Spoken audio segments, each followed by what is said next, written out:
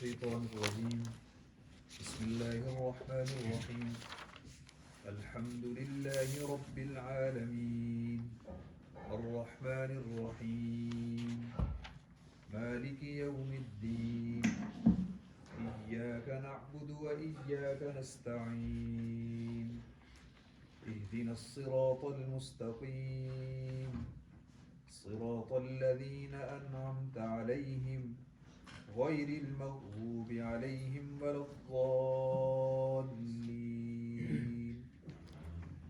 بسم الله الرحمن الرحيم ألف لام ميم ذلك الكتاب لا ريب فيه هدى للمتقين الذين يؤمنون بالغيب ويقيمون الصلاة ومما رزقناهم ينفقون والذين يؤمنون بما أنزل إليك وما أنزل من قبلك وبالآخرة هم يوقنون أولئك على هدى من ربهم وأولئك هم المفلحون.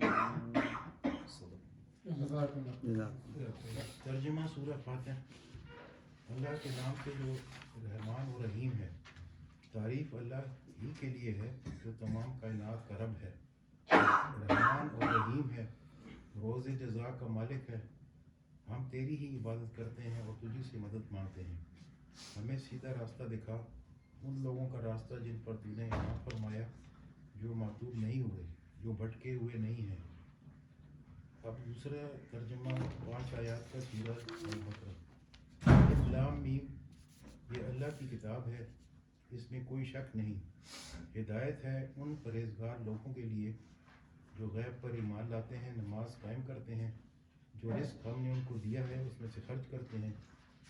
جو کتاب تم پر نازل کی گئی ہے یعنی قرآن، اور جو کتابیں تم سے پہلے نازل کی گئی تھی، ان سب پر ایمان لاتے ہیں اور آخرت پر یقین رکھتے ہیں۔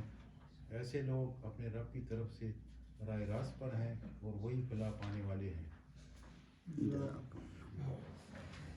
اعوذ باللہ من الشیطان الرجیم بسم اللہ الرحمن الرحیم الحمدللہ الذی ہدانا لہذا وما کنا لنہتدی لولا ان ہدانا اللہ رب اشرح لی صدری ویسر لی امری واحلل عقدۃ من لسانی یفقہوا قولی رب زدنی علما۔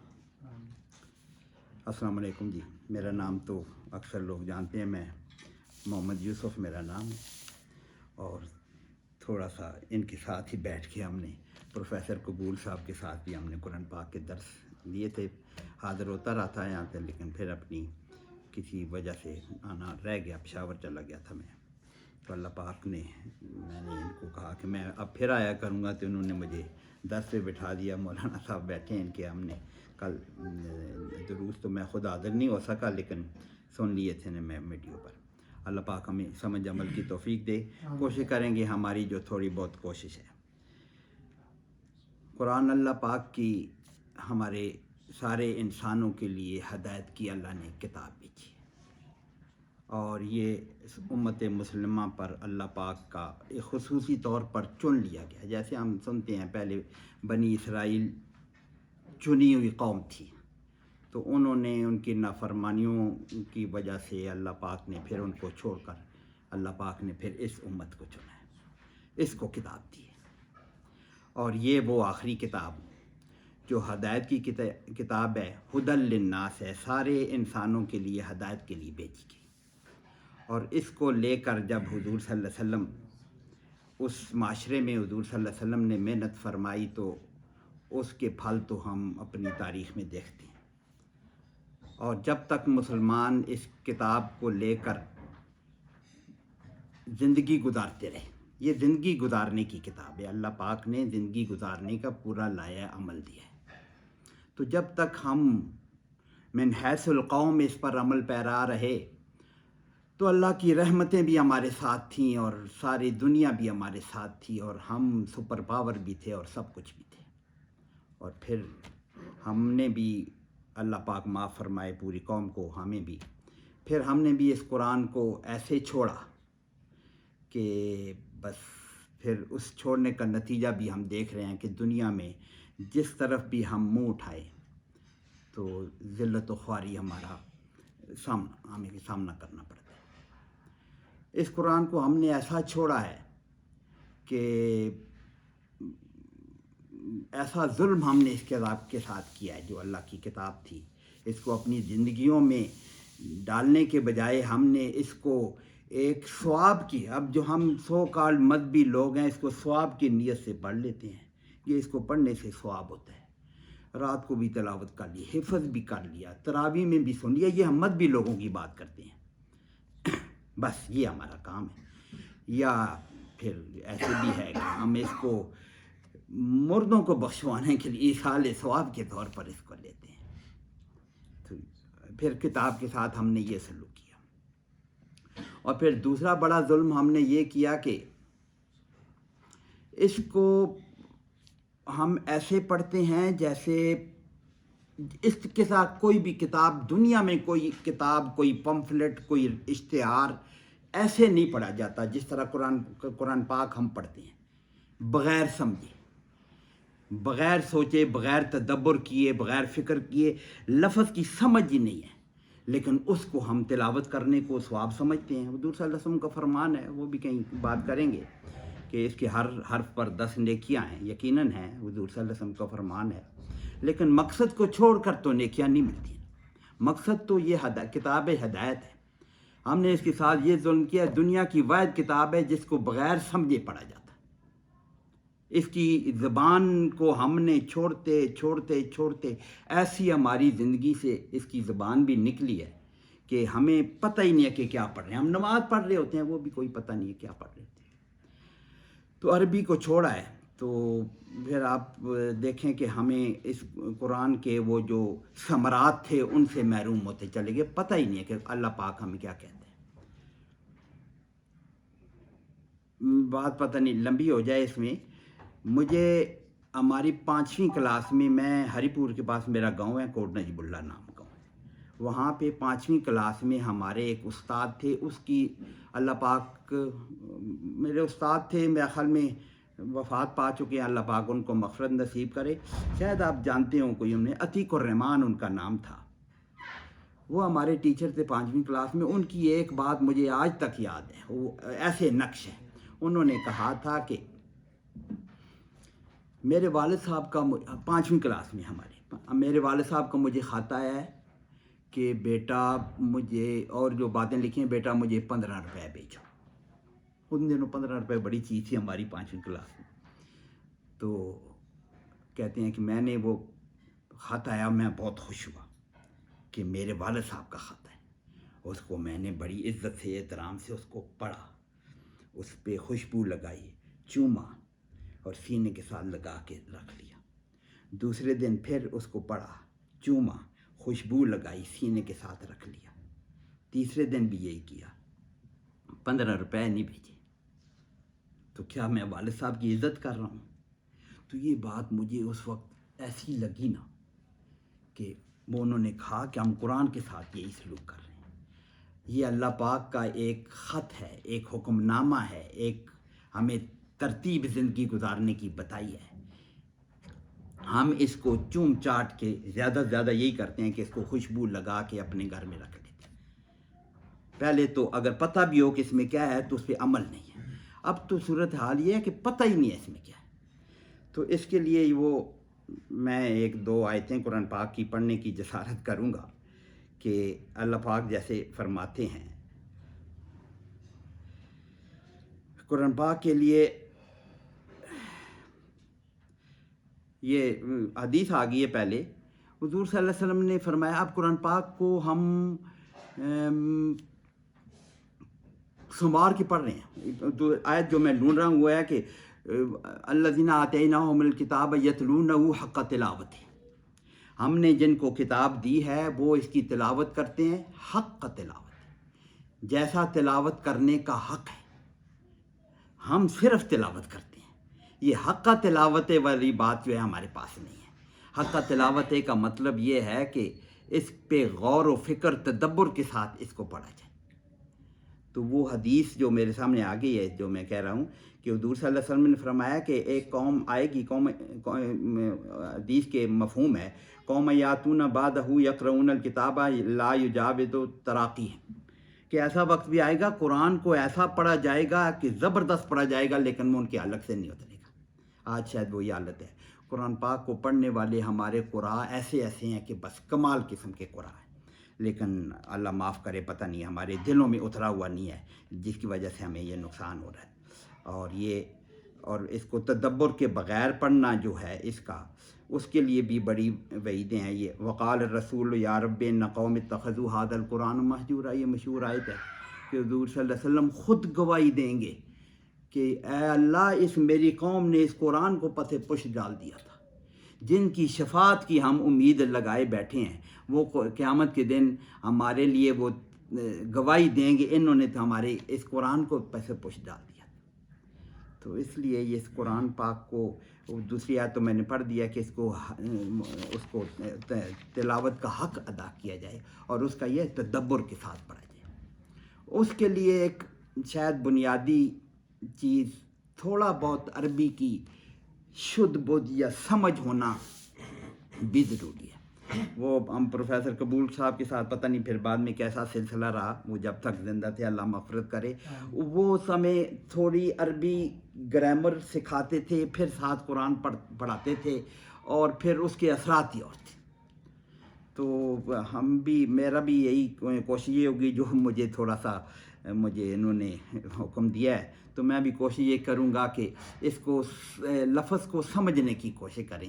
ترجمہ تو شاید ہر کوئی پڑھ لیتا ہے، کتابوں میں لکھا ہوا ہے ترجمہ پڑھ لیتا ہے، ایسے قرآن کو پڑھا یا سمجھا جائے یا اس کا درس ایسے کیا جائے کہ پھر آئندہ کوئی بھی آدمی جب اس کو پڑھے تو اس کو بات سمجھ آ جائے۔ میں کئی دفعہ ہمارے مساجد میں ائمہ مساجد جہاں پہ درس ہوتا ہے قرآن کا، کبھی وہاں بیٹھ جاتے ہیں، وہ ترجمہ ایسے پڑھتے ہیں، کبھی اللہ انہیں اجر دے اس کا، لیکن ترجمہ بعض اوقات ایسے ہوتا ہے، اکثر ایسے ہوتا ہے، وہ سارے لوگ بیٹھے ہوتے ہیں اس وقت ترجمہ سن کے، میرے خیال میں اگلے دن ان کو کوئی پتہ نہیں ہوتا کہ یہ کیا ترجمہ ہوا۔ تو اس لیے تو میں ان کے درس تو ہم نے سنا، تو دو ان کے دروس جو پچھلے ہوئے ہیں وہ انہوں نے مجھے بھیج دیے تھے، وہ میں نے سنے۔ تو سورہ فاتحہ تو انہوں نے الحمدللہ کور کر دی ماشاءاللہ بہت اچھی۔ تو میں نے کہا سورہ بقرہ کی کچھ آیات کو میں ترجمہ کروں گا، تو میں کوشش کرتا ہوں۔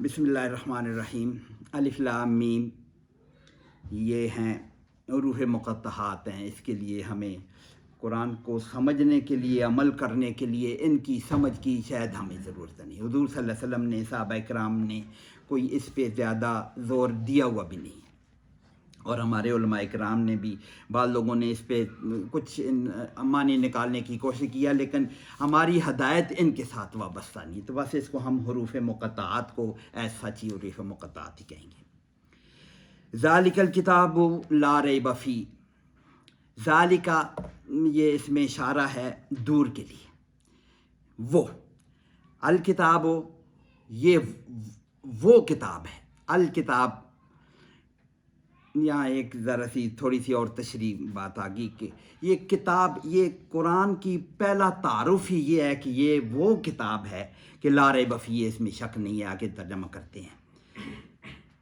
کسی کی بات یاد آ گئی کہ یہ کتاب کا کیا مطلب ہے، کہ حضور صلی اللہ علیہ وسلم پر عید کتاب تو یہ ہے نا، کتب یکتب، کتب یکتب مطلب ہے کہ چیز کو چیز کے ساتھ ملانا یا لکھنا۔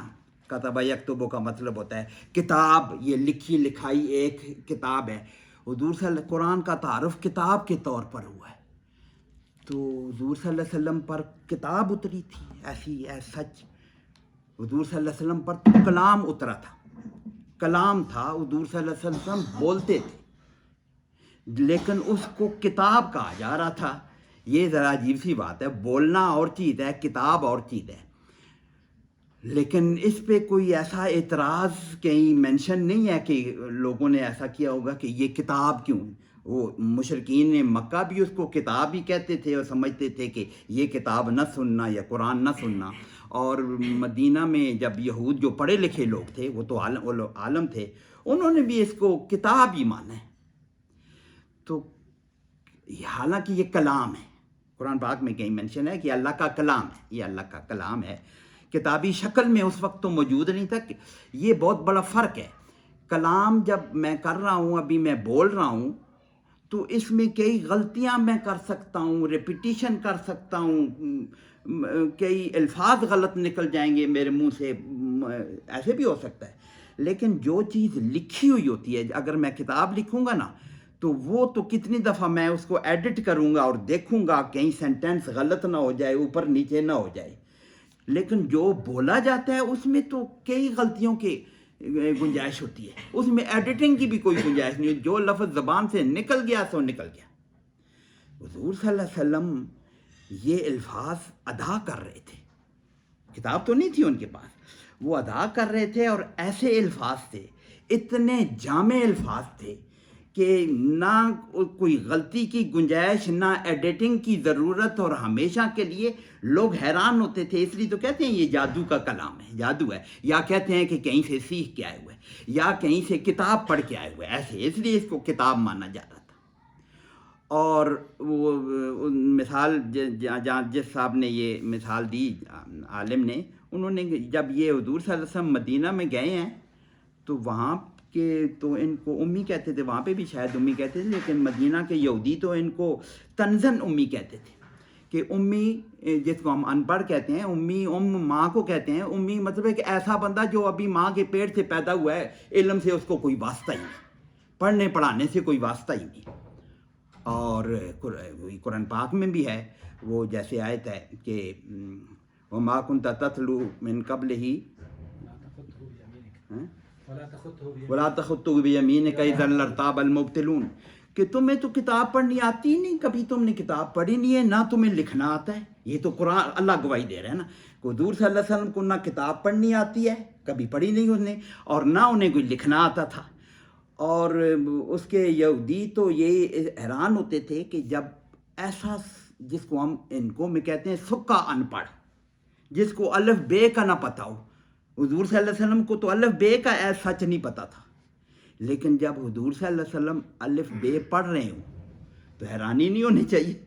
وہ الف لام میم یہ تو الفابیٹس ہیں، یہ تو پڑھے لکھے لوگوں کا کام ہے.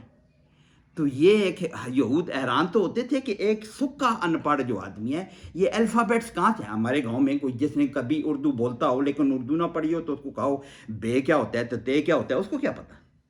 تو لیکن حضور صلی اللہ علیہ وسلم الف بے بول رہے ہیں. تو یہود بھی کہتے تھے کہ یہ جو کلام ہے نا، یہ کوئی کہیں کتاب سے آئے ہوئے ہے، یہ صرف بولنے والی بات نہیں. حالانکہ اور یہ ثبوت ہے اس بات کا، یہود کو بھی سمجھ آ رہی تھی کہ یہ قرآن پاک میں اللہ وہ یعرفونہ کما یعرفون ابناءہم، وہ تو جانتے تھے کہ یہ وہی ہے، یہ کلام اللہ ہے. ان کو سمجھ آ رہی تھی کہ یہ اللہ کا کلام ہے، یہ خود سے انسان بنا نہیں سکتا.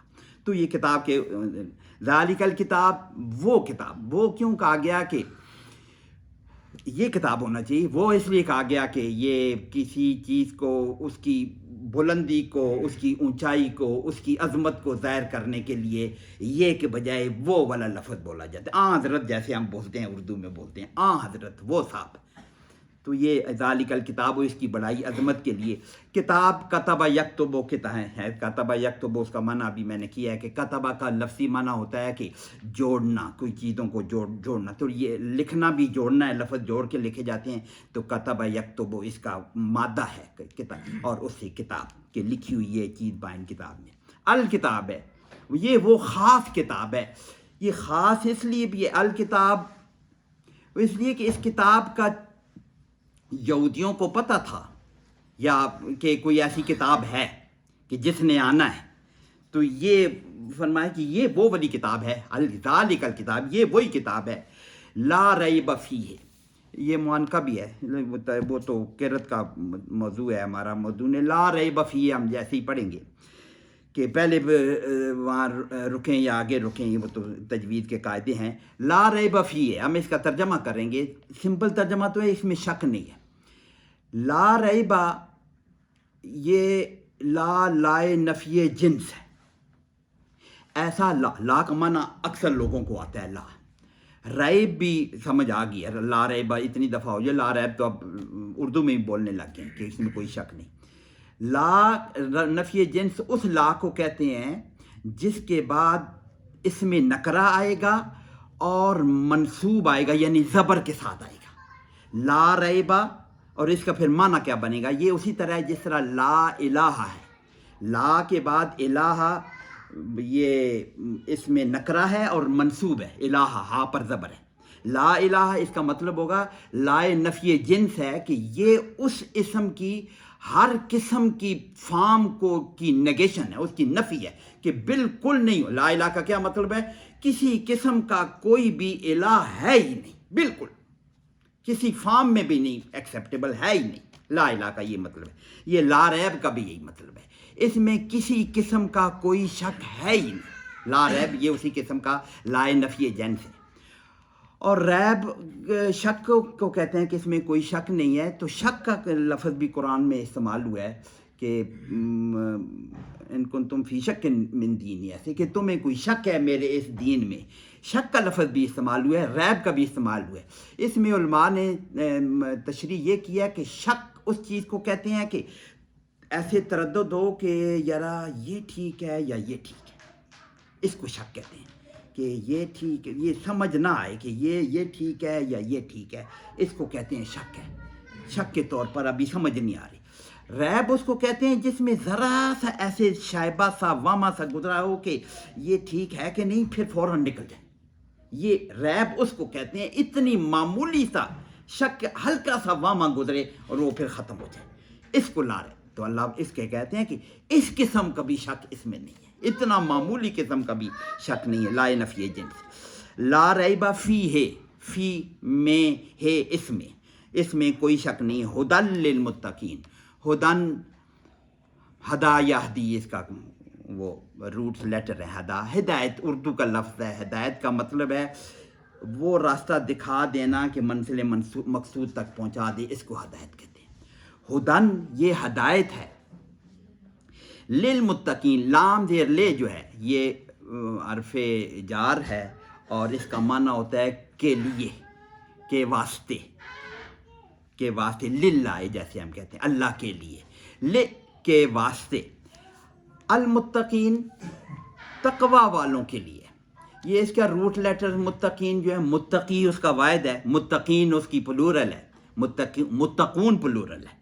متقین یہ حالت جر میں آئے گی، حالت نصب میں آئے گی تو متقین ہوگی، عربی جو جانتے ہیں پڑھتے ہیں۔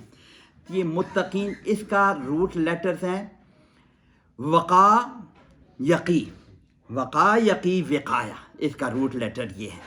اس کا معنی ہوتا ہے بچنا، نہیں بچانا۔ وقا یقی کا مطلب ہوتا ہے بچانا، جس میں سے وقا یقی، یہ وقایا، نون وقایا عربی پڑھنے والے کہتے ہیں وقنا عذاب النار، یہ ہمیں بچا لے آگ کے عذاب سے۔ تو وقا یقی کا مطلب ہوتا ہے بچانا۔ اس کو جب باب استفعال میں ڈالا گیا، اس کو باب افتعال میں، باب افتعال میں ڈالا گیا تو اس کا بنے گا، وقا سے بنے گا ابھی تقا، ایسی ہے ڈاکٹر صاحب، ایسی ابھی تقا ہے کہ واؤ کو تے میں تبدیل کیا تو یہ بن جائے گا اتقا، اتقا اور یتقی اس کا بنے گا، اور اس کا جو مفعول ہوگا وہ متقی بنے گا، یعنی بچنے والا۔ تقوی کا مطلب ہے بچنا، وہ یقا یقی کا مطلب ہے بچانا، تو تقوی کا مطلب ہے بچنا، اپنے آپ کو بچا کے لے جانا جھاڑیوں میں سے کہیں، وہ نہ دامن کہیں، یہ بھی ہے کہ اس میں سے اپنے دامن کو یوں بچا کے نکل جانا، اس کو تقوی کہتے ہیں۔ تو اس دنیا میں مومن اس ساری گندگیوں سے اپنے آپ کو بچا کے نکل کے جاتا ہے، تو اس کو پھر متقی کہتے ہیں۔ تو ہدی للمتقین، یہ متقین کے لیے ہدایت ہے، جن میں یہ قلب سلیم اور عقل سلیم موجود ہو، وہ یہ کام کریں گے نا، برائی سے بچنے کی کوشش تو وہی کریں گے، ان کے لیے یہ ہدایت ہے، متقین کے لیے ہدایت ہے، جو بچنے کی خواہش رکھتے ہوں، کوشش کرتے ہوں، عقل سلیم کرتے ہوں، ان کے لیے پھر یہ ہدایت ہے۔ پھر آگے انہوں نے تشریح کی کہ یہ متقین ہیں کون کون سے جن کو پھر یہ کھلی ہدایت ملتی ہے۔ الذین، یہ وہ لوگ ہیں، الذین، الذی اس میں موصول ہے، الذین اس کی جمع ہے، الذین یہ وہ لوگ ہیں یؤمنون، یہ یؤمنون الف میم نون، یہ اس کا باب افعال میں جب ڈالیں گے تو آمنا یؤمنو بنے گا. آمنا یؤمنو جس کا ترجمہ ہم کرتے ہیں ایمان لانا. یہ آمنا یؤمنو ایمان لانا، یؤمنون وہ سارے لوگ ایمان لاتے ہیں. وہ کیا کہتے ہیں، جمع غائب کا صیغہ ہے، جمع غائب کا صیغہ ہے. یؤمنون وہ سارے ایمان لاتے ہیں. ایمان کا کیا مطلب، وہ دل سے اس بات کو مان لیں، اس کو کہتے ہیں ایمان. ایمان اور اسلام کی بھی آپ نے بات سنی ہوگی. اسلام ایمان وہ ہے جو دل کے اندر ہے، اسلام وہ ہے جو ظاہری طور پر ہم اس پہ جو عمل کر رہے ہیں وہ ہم مان رہے ہیں، ظاہری طور پر مان رہے ہیں، جو عمل کر رہے ہیں اس کو اسلام کہیں گے. لیکن ایمان دل کی کیفیت کا نام ہے، اس لیے ایمان کو کہتے ہیں اقرار باللسان و تصدیق بالقلب. زبان پر بھی بول رہے ہوں وہ تو اسلام ہو جائے گا، لیکن تصدیق بالقلب جو ہے ایمان، دل کے ساتھ یقین کرنے کو ایمان کہتے ہیں. تو الذین یؤمنون جو ایمان لاتے ہیں بالغیب. غیب کیا چیز ہے، غابہ یغیب، اس کے لیے روٹ لیٹرز غابہ یغیب ہے. غابہ کا مطلب ہوتا ہے کہ آنکھوں سے اوجل ہو جانا. غابت الشمس، سورج آنکھوں سے غائب ہو گیا. شمس چونکہ عربی میں مؤنث ہے تو اس لیے غابہ کے بجائے غابت الشمس، سورج نظروں سے غائب ہو گیا. تو غائب اردو میں ہم استعمال کرتے ہیں. اس میں غائب ہم اس کو کہیں گے جو ہمارے حواس خمسہ کے ذریعے سے ہمیں اس کا کوئی علم نہ ہو سکے. حضور صلی اللہ علیہ وسلم نے خبر دے دی ہے کہ فرشتے ہیں، حواس خمسہ سے ہمیں محسوس نہیں. 2 فرشتے ہمارے ساتھ ہر وقت موجود ہیں، کہ ان کو جب ہم کہیں کرامن کاتبین کے حساب سے یہ ہمیں حضور نے خبر دی ہے. وی ول بلیو اٹ. یہ یؤمنون، ہم اس غائب، فرشتے ہیں، جنت ہے، دوزخ ہے، حشر ہے، اللہ خود غائب ہے، ان ساری چیزوں پر ایمان والے متقین کی ایک شان یہ ہے کہ یہ اس غائب پر ایمان لانے والے ہوتے ہیں. وَيُقِيمُونَ الصَّلَاةَ اور نماز قائم کرتے ہیں. ترجمہ تو ہو گیا. یقیمون یہ بھی اسی طرح مضارع کا صیغہ ہے. یہ یؤمنون بھی مضارع کا صیغہ ہے، وہ ایمان لاتے ہیں یا لائیں گے، دونوں ترجمہ ہوتے ہیں. یقیمون جو قائم کرتے ہیں، اس کا مادہ ہے قام یقیمو. قامہ کا مطلب ہوتا ہے کھڑا ہونا، وہ کھڑا ہوا. قامو وہ کھڑے ہو گئے. اس کو جب باب فعال میں ڈالا گیا ہے تو یہ بنتا ہے اقامہ یقیمو. پھر یہ بنے گا اقامہ یقیمو، کہ یہ کھڑا کرنا، اس کا لفظی معنی بنے گا کھڑا کرنا. الف لگائیں گے، کھڑا کرنا یعنی اس کو قائم کر دینا، کھڑا کر دینا. اور اس کو تشریح میں بناتے ہیں کہ کسی امر کو اس کے مناسب ترین طریقے پر ادا کر دینے کو قائم کرنا کہتے ہیں. نماز کے قائم کرنے کا حکم آیا ہے تو پھر کبھی موقع ملا تو نماز کے قائم کرنے کی وہ 10 صفات قرآن پاک نے بیان کی ہوئی ہیں. ان صفات کے ساتھ جب نماز قائم ہوگی تو وہ نماز ہوگی. ان کے بعد اگر موقع ملا تو وہ صفات بھی گن لوں گا، میرے پاس لکھی ہوئی ہیں. تو یقیمون وہ قائم کرتے ہیں الصلاۃ. صلاۃ کا لفظی معنی تو دعا ہوتا ہے، لیکن صلاۃ اصطلاحی طور پر یہ ہماری نماز ہے. اب کچھ ایسے لوگ بھی ہو گئے ہیں، میں دیکھ رہا ہوں طرح طرح کے لوگ اب پیدا ہو رہے ہیں، وہ کچھ اور ہی نماز کو بھی کچھ اور ہی بنا رہے ہیں کہ ایسی نماز اسلام میں نہیں ہے. ایسے لوگ بھی کچھ موجود ہو گئے ہیں. تو صلاۃ ویسے دعا، لیکن یہ جو ہماری اصطلاحی جو نماز ہے طہارت کے ساتھ، ان شرائط کے ساتھ، یہ عمل جو ہے نماز کا جو عمل ہے اس کو صلاۃ کہتے ہیں. یقیمون الصلاۃ پوری طریقے سے جو ادا کرتے ہیں. مجھے موقع ملا تو میں اس کا ترجمہ کروں گا اس کو کہ یہ پورا طریقہ کیا ہے. قرآن پاک نے 10 صفات بتائی ہیں نماز کی، وہ 10 صفات میں ابھی انشاءاللہ بیان کروں گا ٹائم ہوا تو. یقیمون الصلاۃ وہ لوگ جو نماز قائم کرتے ہیں. ومن واو تو عرف وہ واو اور والی واو ہے، واو عطف اس کو بولتے ہیں. یہ من ما دونوں کو ملا کر، من کا مطلب ہے سے، ما جو کچھ، من ما جو کچھ اس میں سے ما رزقناہم. یہ ما آگے اگر ملائیں تو اس کا رزقنا ہم نے رزق دیا. یہ سمپل ثلاثی کیا مجرد میں ہے. رزقا اس نے دیا، رزقنا ہم نے دیا. رزقنا ہم نے دیا، ہم ان کو. ہم یہ ضمیر متصل ہم نے ان کو دیا، وَمِمَّا رَزَقْنَاهُمْ اور جو کچھ ہم نے ان کو دیا، من ما اگر الگ الگ پڑھیں من ما مما، رزقنا ہم نے دیا، ہم نے ان کو دیا، ينفقون یہ بھی مضارع آ گیا، ينفقون وہ خرچ کرتے ہیں. اس کا روٹ لیٹر نون فے قاف ہے. نون فے قاف کا ترجمہ تو یہ لکھا ہوا ہے کہ کوئی چیز ایسے گزر جائے کہیں اندر سے.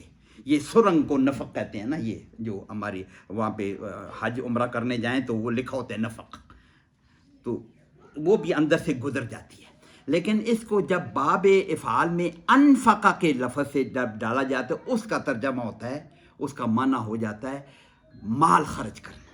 ویسے اس کا نفقہ کا لفظی معنی تو وہ تو گزر جانا ہے، لیکن باب افعال میں جب اس کو ڈالتے ہیں، اس کو جب نفقہ سے انفقہ بناتے ہیں تو اس کا مطلب ہوتا ہے مال خرچ کرنا.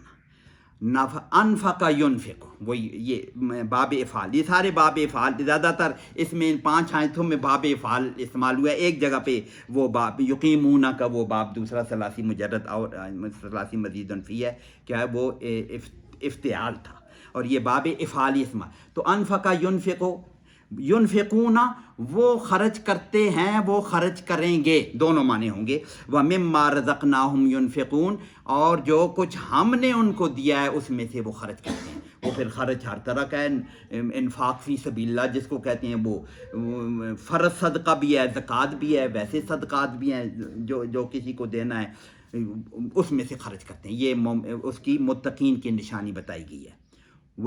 اگلی نشانی والذین اور وہ لوگ، پہلے الذین سے شروع ہونا کہ وہ لوگ، والذین اور وہ لوگ، یؤمنون وہی لفظ ہے، یؤمنون جو ایمان لاتے ہیں، بما ساتھ اس کے جو، بے کا مطلب ہے ساتھ، بسم اللہ جیسے ہم پڑھتے ہیں ساتھ نام اللہ کے، بے کا مطلب ہوتا ہے ساتھ، بما ساتھ اس کے، انزل الیک، انزل یہ ماضی مجہول ہے، ماضی مجہول ہے.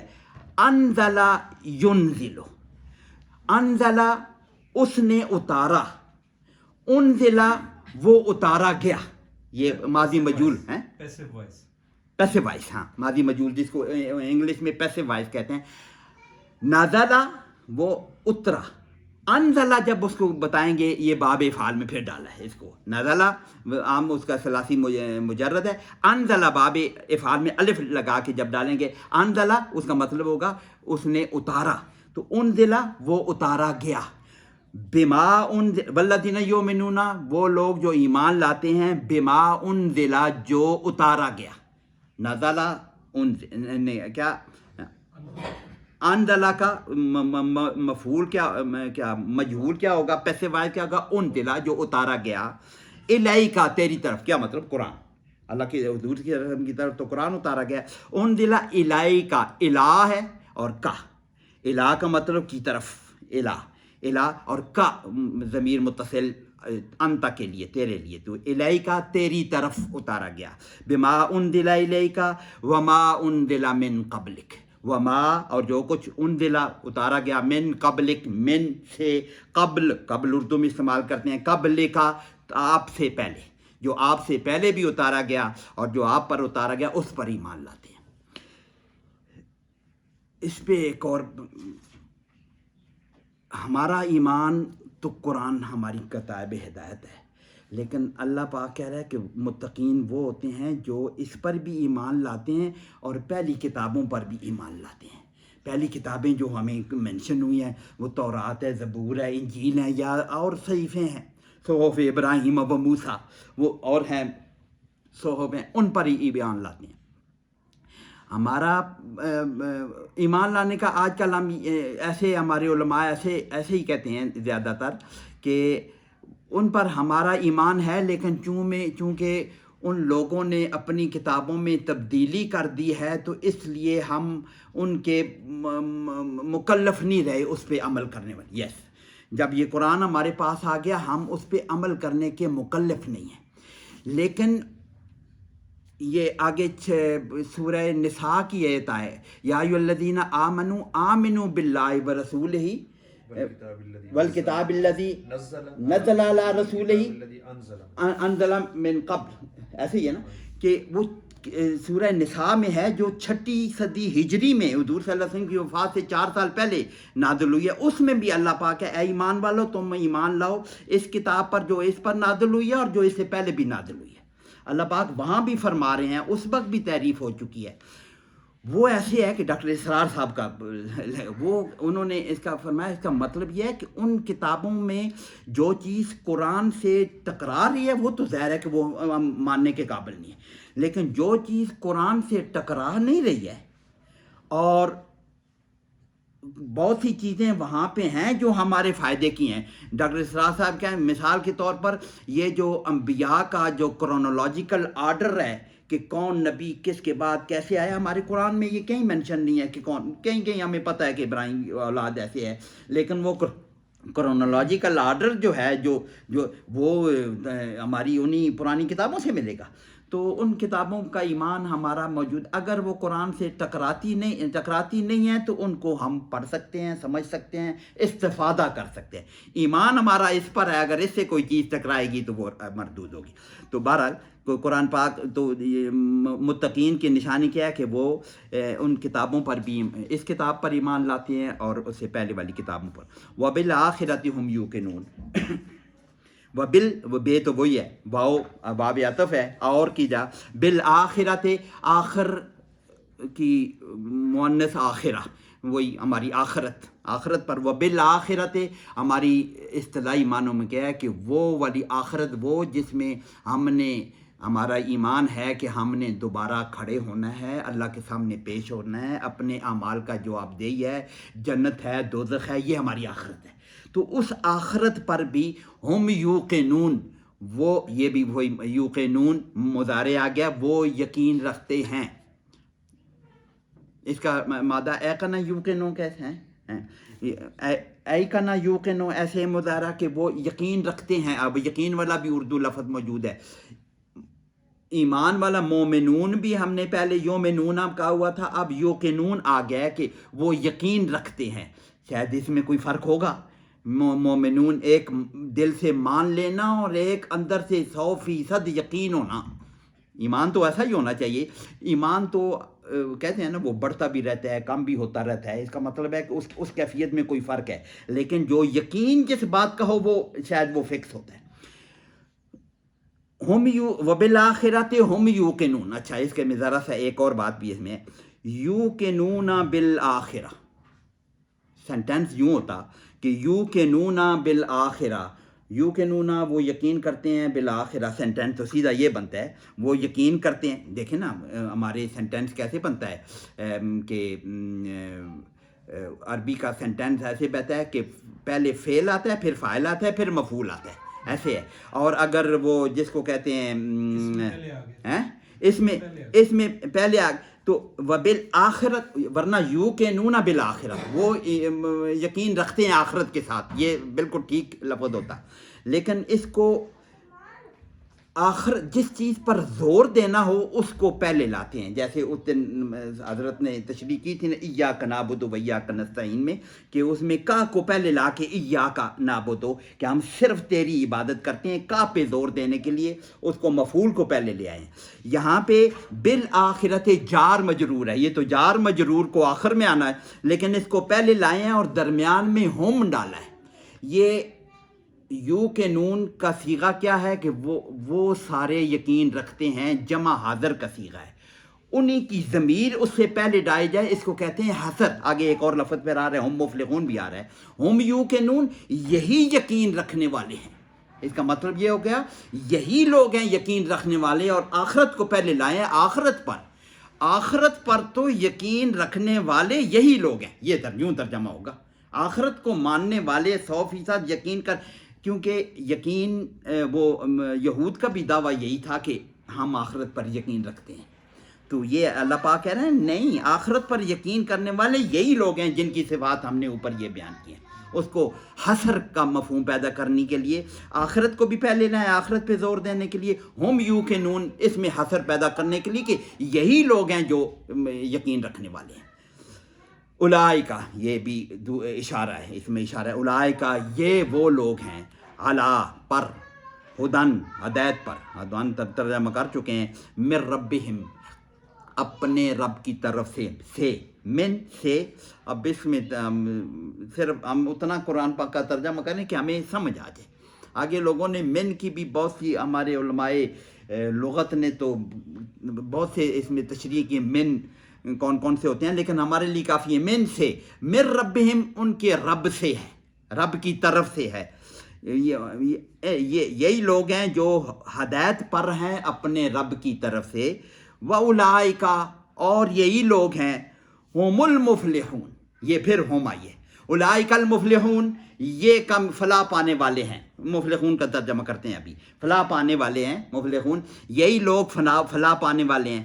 لیکن اس کو جب یہ اولئک المفلحون یہ لوگ مفلح ہیں یہ ترجمہ بنے گا، لیکن جب یہ کہیں گے کہ یہی لوگ مفلح ہیں تو اس مضارع سے اس کو اس جمع سے پہلے انہی کی ضمیر لائیں گے، مفلحین مفلحون کی، ہم مفلحون کہ یہی لوگ فلاح پانے والے ہیں، اس کے علاوہ اور کوئی فلاح پانے والے نہیں ہے. حصر کا مفہوم پیدا ہوا ہے، تو یہی لوگ فلاح پانے والے ہیں.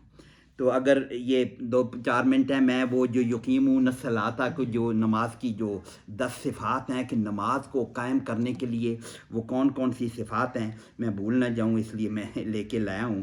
کہ پہلی بات تو یہ ہے کہ نماز کے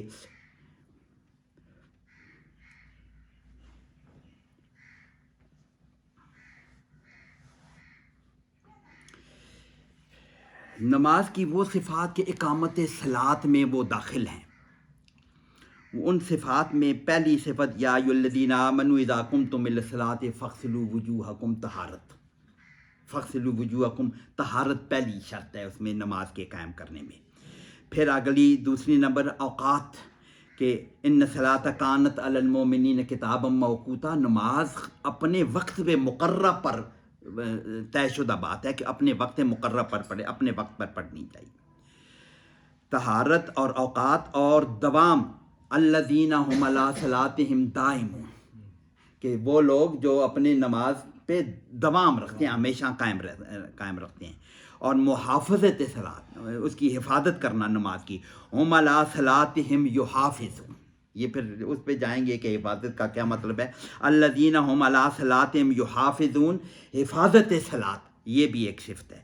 اور نماز کی اصل حقیقت سے غفلت نہ برتنا، الذین هم عن صلاتہم ساہون، سورہ ارائیت الذی یکذب، جو لوگ اپنی نماز سے غفلت برتتے ہیں، وہ تو اپوزٹ ہے نا، تو غفلت نہ برتنا، غفلت سے دوری رکھنا، یہ بھی نماز کی غفلت نہ کرنا. اور ریا سے پاک ہونا، الذین هم یراؤون، یہ بھی اسی نماز کے لیے کہ ریا سے پاک ہونا. اور وہ منافقین کے متعلق ہے، لا یاتون الصلاۃ الا وهم کسالى، یہ نماز میں کسل کے ساتھ آتے ہیں، سستی کے ساتھ آتے ہیں، تو یہ سستی کا نہ کرنا بھی یہ نماز کے ساتھ. آگے حدیث بھی لکھی ہوئی ہے، تو حضور صلی اللہ علیہ وسلم نے فرمایا، چونکہ قرآن کے ہیں یہ 10 صفات تو قرآن سے ہیں نا، تو قرۃ عینی فی الصلاۃ ہے، کسل نہیں ہے اس میں، تو ٹھنڈک ہے، مزہ آتا ہے، مسلمان کسل نہیں ہوتی. تو 8ویں صفت ہے نماز باجماعت ادا کرنا، ورکعوا مع الراکعین، یہ بھی نماز کی صفت ہے. اور نماز میں خشوع و خضوع، الذین هم فی صلاتہم خاشعون، یہ 10ویں. اور پھر 10ویں صفت انہوں نے لکھی ہے برائی اور ناشائستہ امور کا ترک کرنا، کہ ان الصلاۃ تنہی عن الفحشاء والمنکر، یہ منع کرتی ہے. تو یہ نماز کی قائم کرنے کی یہ صفات ہیں. تو اللہ پاک ہمیں سمجھ عمل کی توفیق عطا فرمائے. یہ قرآن تو اتنا وسیع علم ہے، ہم کم علم لوگ ہیں، تھوڑا سا جو ہمیں سمجھ آتی ہے، اللہ پاک قبول کرے، آپ کا آنا بھی قبول کرے، ہمارا بیٹھنا بھی قبول کرے. کوئی ہم سے غلطی ہو گئی تو اللہ پاک معاف کرے.